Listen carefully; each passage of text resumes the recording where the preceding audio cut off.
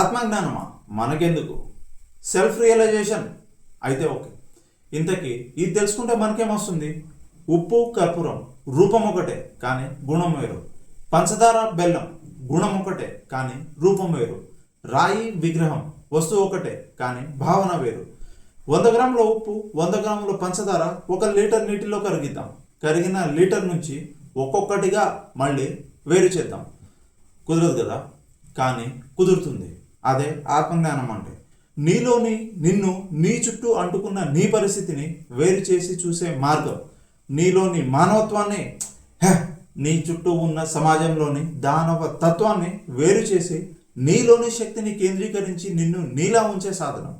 దహనం కోసం కష్టపడి పేర్చిన చితి ఇది నా కష్టార్జితమే అని జ్వలిస్తున్న మంటలో కాటి కాపరి దూకకుండా దూరం నుంచే చలిమంట ఎలా కాచుకుంటాడో, నేను నాదని శాశ్వతం అనుకునే అన్ని బంధాలలో కాలకుండా అన్నింటినీ పూర్తి బాధ్యతతో సమర్థవంతంగా ఎదుర్కొని శాశ్వత ఆనందాన్ని పొందే జ్ఞానమే ఆత్మజ్ఞానం.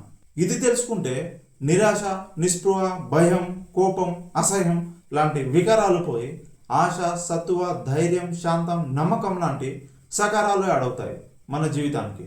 మరి మనకు నచ్చిన భాషలో ఆత్మజ్ఞానాన్ని తెలుసుకోవాలంటే మన ఛానల్ని ఫాలో అవ్వాల్సిందే.